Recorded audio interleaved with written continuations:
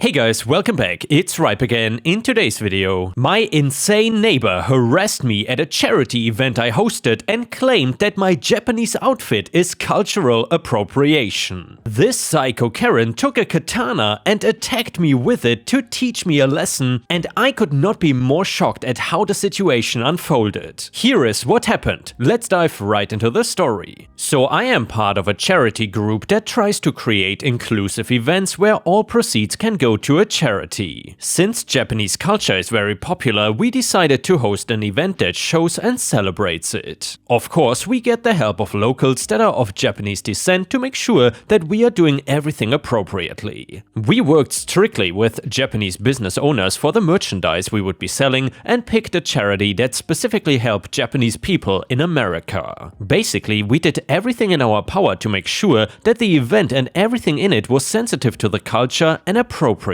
One thing that I love about the culture are the formal clothing, and I wanted to wear some of that at the charity event. It took place in a small gym area that we went regularly to host these kinds of events. I was wearing a kimono, traditional jeta or jita, I'm not sure, shoes and a fake sword on my back. I asked some of the Japanese people that were helping if my outfit was okay, and they said it was fine. Anyway, the event was going really well and the stuff was selling better than most of our events in the past did. Like I said, it's very popular here and people wanted to get their hands on things. One stall of note was one selling katana blades. They were not fully sharpened and we were a little worried still about having a vendor selling weapons. We decided that it would be fine as long as it was only adults allowed to purchase and they could not be taken out of their casing in the gym. Other than that, the products ranged from snacks, traditional wear, more pop culture style Japanese shirts, and of course anime merchandise. The woman that lives next to me ended up being at the event as well, and I kind of wish that she didn't. I had problems with her in the past and she was a little bit entitled to say the least, which I like to avoid when possible.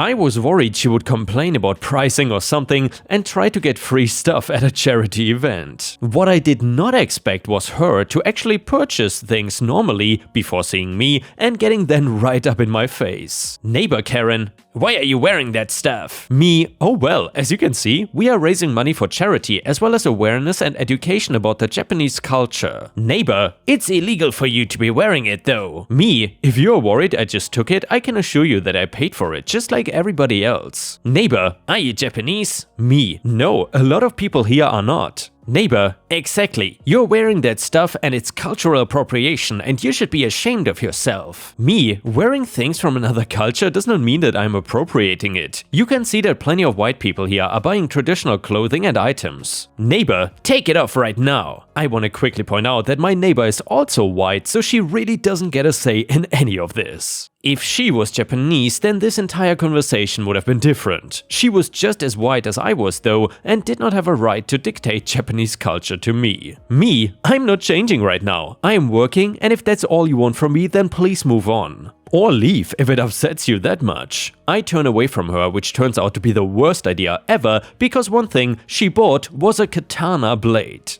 Unlike literally everybody else, she ignored the signs and warnings and pulled it out right there and then. She then took a swing at me and got me in the shoulder. I was extremely lucky that she was dumb enough to not know to take the sheath off, so I did not get cut, she just hit me very hard. I still went down from the unexpected blow and the security was immediately all over the scene. Per rules and regulations, we have to hire security for these events and they are always very good and on top of the rare instances of trouble. She demands that they don't come near her, and before I know it, she is calling the police, telling them that she is at the event and I am wearing indecent and illegal clothing. That it is offensive and that they need to come and arrest me right away. Security does everything in their right, which is to detain her in a separate area until police can arrive and speak to everybody. They come and of course she starts talking about how I am dressed wrong and I cannot just wear clothing of a culture that I am not a part of. She then says I verbally abused her and tried to kick her out even though she was spending a ton of money on things here. I tell the police the truth and that I want her removed for breaking the rules and not only taking out her katana blade but attacking me with it. I showed them my shoulder, which at this point is already starting to form a nasty looking bump and a bruise. She denies all of this, of course, but the security backs me up and saying that they saw the whole thing. My neighbor then tries to shift again about what I am wearing and that cultural appropriation is illegal. The police explain to her that even if what I was wearing is cultural appropriation, which it isn't, that it is not a crime. Attacking somebody, on the other hand, is a serious crime, and her pulling out a weapon at this event could even be considered a threat to public safety. Then an officer turns to me and says that they can either have her removed from the area like I said I wanted, or I can just press charges for assault. I'm not usually a petty person, but something about getting attacked and then getting the cops called on me changed all of that.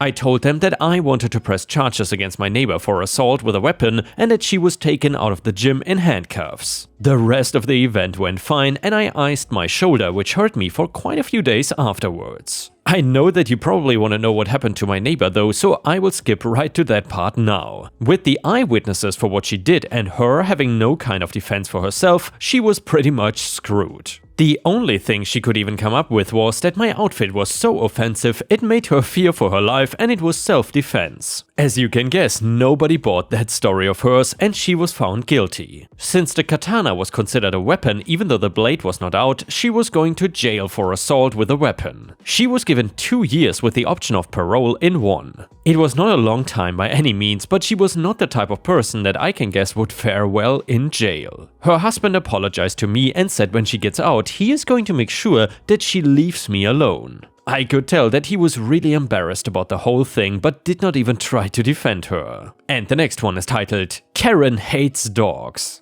So I want to start with that I love dogs. I had dogs 80% of my life and I just love them. I just currently don't have a dog. Okay, with that in mind, here's my story. I just started living in this nice suburb at the beginning of this year. It's a quiet area and my girlfriend and I really like it here, but there is a neighborhood Karen. She is your stereotypical retired woman just trying to find something to do with her day, and what she does is walk around the area complaining. Her complaints can be anything about anything, and most of the time she leaves a note on people's mailboxes. I have gotten many of these. Things like, your grass is too long or your cat is dirty, but when it comes to dogs, she loves to call either the police or code enforcement. A coworker/friend of mine lives close by, and Karen has called the police or whoever on his dog many times. There have even been a few fines handed out for things like dog at large, so sometimes you choose a plan and sometimes a plan chooses you. In mid-October, I was shopping with my brain firmly in low power mode, and I see the shelf of warning signs including beware of large dog. The word large caught my eye and got my brain moving. Thoughts like, if I put this up, can I fool her? And if I do this, will I be a neighborhood hero? And in the end, I decided not all heroes wear capes, but I put up the signs in front of my house. It took a few days for me to see Karen looking at my signs and then started staring at my house. Or at least, it took me a while to see her kind of stalking my home. Some days she is kind of subtle, and some days she kind of does a wonder thing where she is pretty much pacing the area. About 3 weeks after putting up the signs, I was shopping at my local Goodwill, because I am classy like that, and I saw a 3-foot dog chain for $2. I was hatching my plan before I even had it in my hand, so there was a chain but no collar, and clearly I needed a big collar. I could not find a big collar, but I did find a woman's belt. It is thick with square studs on it, so it kind of looks like a collar for a large dog or maybe a small horse. I hope no one saw me on my drive home. I had the most evil smile on my face the whole time. So the collar and chain are hung by the door for when I would need them. My girlfriend has been rolling her eyes at me through all of this, but she has put up with weirder things from me, so she is fine. After 4 days on the hook, I see Karen down the street and I race for the door and grab the collar with the manic glee of a child at Christmas. When Karen walks by, she sees me holding this monster collar, yelling Baskerville. Baskerville, come here boy. Followed by lots of whistling and wandering around looking behind my car and things like that. Karen sees this and her eyes go wide with pure but silent terror. I started to smile, so I used my hands to cup over my mouth and kept calling for Baskerville and walked behind my house. I was holding in my laughter so hard I may have gotten a hernia, but if I did, it was worth it. I have done this same thing 5 times in the last few weeks and it is still as fun as the first time. I'm pretty sure I have wasted 14 afternoons of this woman's life. She has spent so much time trying to catch my beloved Baskerville at something that she can call the cops on. So far, no one has come to my house like a cop or whatever, and I'm pretty sure Karen has caught on to what I'm doing.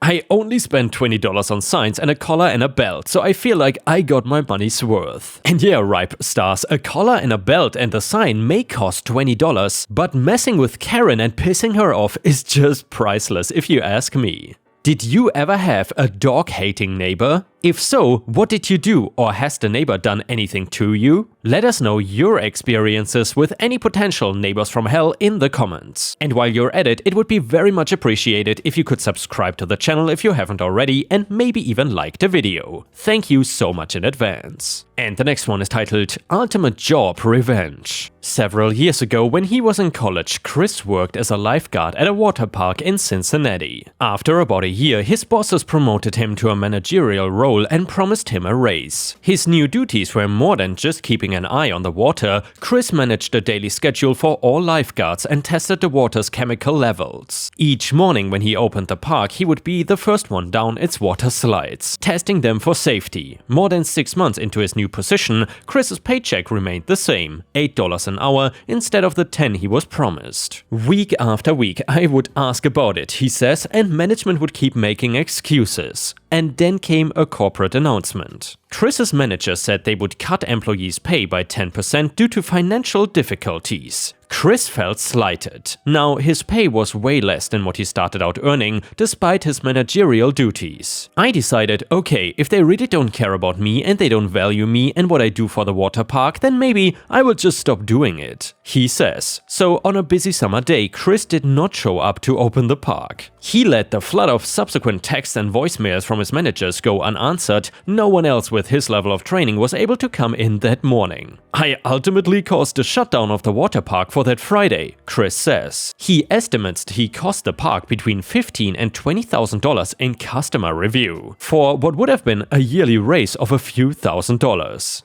And by the way, Ripe Stars, I don't know, maybe it is just me, but I would have never guessed that a water park can make that much in revenue. But then again, we don't really know how big the park is. So anyway, soon after he ghosted, Chris landed a job making more money as a pizza delivery driver. He now works for a Fortune 500 company. And the next one is titled, Never Cheat on Me. So I met a guy while vacationing in California one summer, really nice guy, and he always wanted to do something fun and different every day. From hiking, paintballing, swimming, or going out on the ocean. After the vacation ended, we kept in touch, and over the course of the next year, we decided I would move to California. I work in healthcare as a nurse, so getting a job almost anywhere is not tough. Just as a new nurse, your hours are gonna be crappy. Oh surprise. So after we lived together for a few months and my hours being terrible, they go back to normal hours and we can really spend more time together. I'm not really one to snoop around, and he had a safe in the bedroom where we kept basic stuff like passport, SS cards, birth certificates, etc. One day I had to produce my birth certificate and had to go into the safe while he was not home.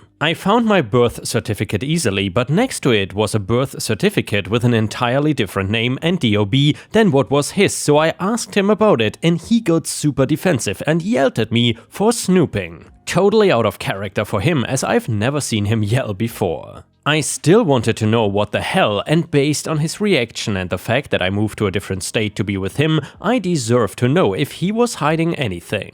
A few days later, he finally tells me the truth. He used to be married and had twins. This caught me off guard, to be honest, because normally you tell someone if you're in a relationship with if you have kids. That does not bother me as much as him using a different name than what his real name is. So then he decides this is the time to be totally honest with me, and he tells me he didn't want to pay child support or alimony because she was cheating on him, but he could not prove it in court and he believed the kids were not actually his. Even though he also admitted that they did a paternity test and he is the father. So he simply started using his old friend's name and information that he for some reason had after they were college roommates. So many red flags are now flying. Why did he have his roommate's birth certificate and social? He never did answer that, and googling the name never did anything turn up. Then he decided to admit that he's been cheating on me ever since I moved out here, since we are being honest, and he finally could share his life with someone. What the hell? So then I moved out that very night to sleep on another nurse's couch. He, however, refused to leave me alone and eventually started to threaten me over the phone. Big mistake. You just admitted to skipping out on child support, alimony, court orders and identity theft. I then started looking up his hometown and state, one thing he didn't seem to lie about, and found public records of his divorce and tracked down his ex-wife on Facebook.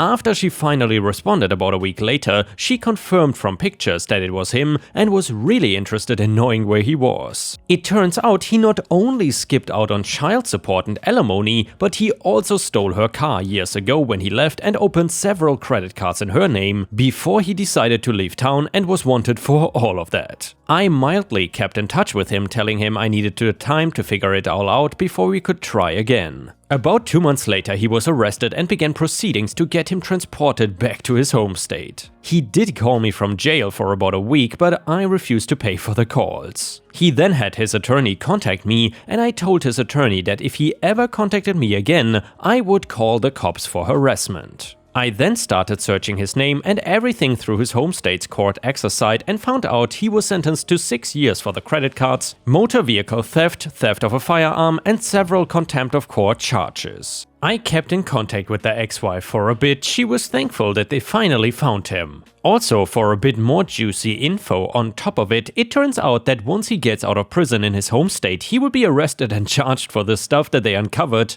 and figured out in California over the past few years. It turns out he also did a good amount of credit card fraud out there, so don't threaten to smash someone's face in for breaking up with you if you are committing identity theft and are on the run from child support. And yeah, ripe stars, honestly, if you have a kid and don't want to take responsibility, then don't have a kid in the first place. People like this guy honestly baffle me. But anyway, it's good that he got what he deserved in the end. Do you think that he should have gotten something even worse? Let us know in the comments what you think. And also, in addition, please don't forget to click the bell icon next to the subscribe button to never miss any of my videos. And the next one is titled, "Try to get rid of me in an overseas big city. We will get rid of you instead." Hey all, explanatory username. A close friend told me that this subreddit was the best place to drop stories like mine, so here I am, and for the sake of privacy, all names are altered. I hope I followed the rules with this post, and if I didn't,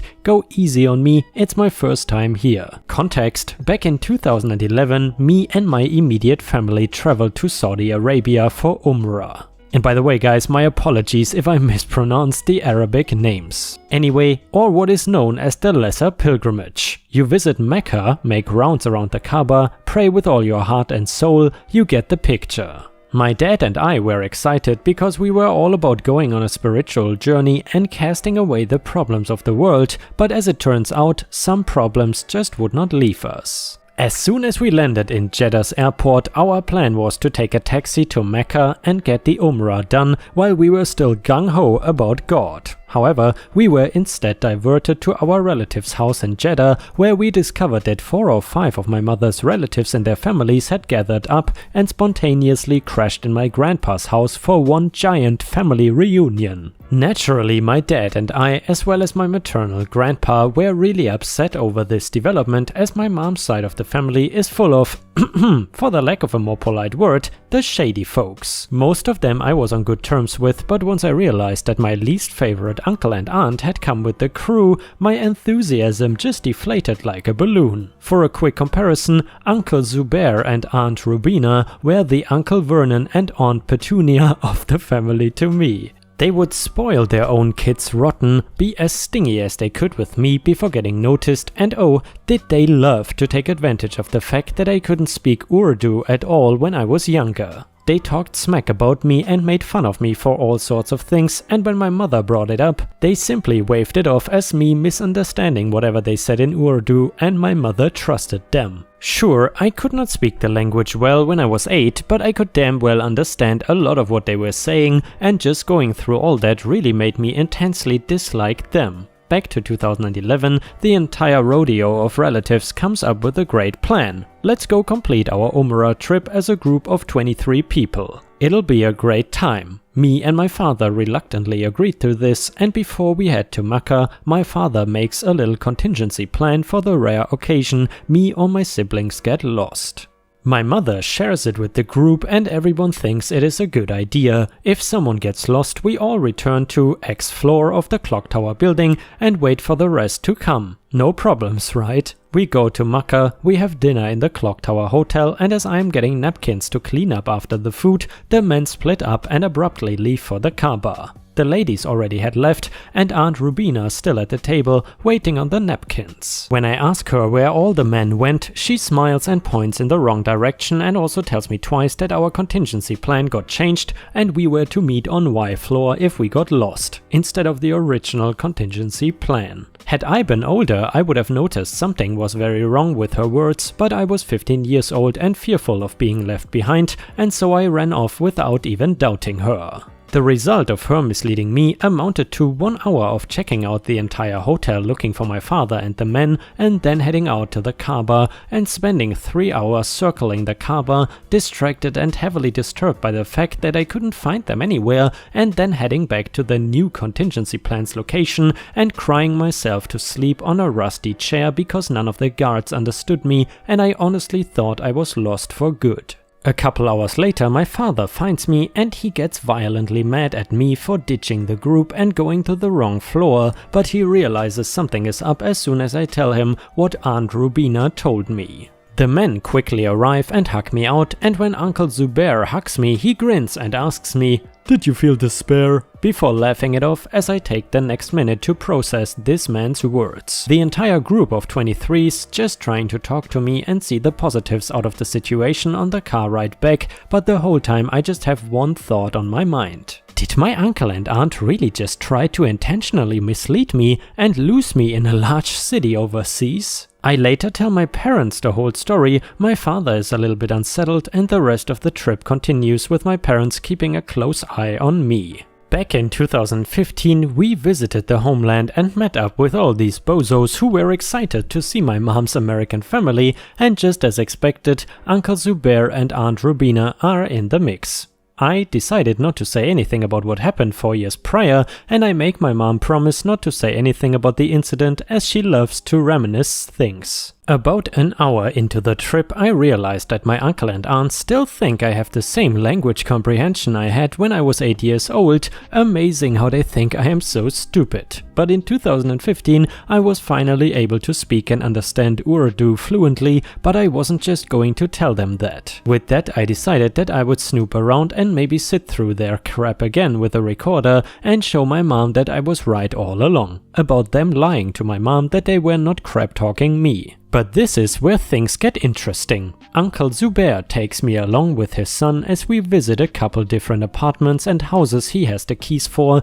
and help him clean out the houses. My neighbors are out on vacation and they asked if I could help clean up for them. He tells me in his broken English, but I really doubt him between how fervently he is scouring the entire place and how he is indiscriminately throwing their belongings in giant trash bags and large rubber containers. Belongings of neighbors that apparently trusted him enough to leave their spare keys with him as they stayed with relatives in America or elsewhere for the summer. It was weird and shady AF. I had never seen anything like this back in the States, but I connected the dots when on another day Uncle Zubair's son called me from one of the said apartments and asked me if I could walk over there and pick him up. Turns out the house was almost entirely empty of anything the neighbors owned, and my cousin already set a bunch of his own stuff in there and had the gall to tell me, "Papa said this is my apartment now." What a riot! My uncle was robbing people of their apartments and houses when they were on vacation. A week later of some unnoticed eavesdropping, and I learned that Aunt Rubina and my other cousin are doing this same dirty work in the state/province right next to ours. They had better English and told me that they were going to the other state to help my cousin study, and I was just nodding it off. Yeah,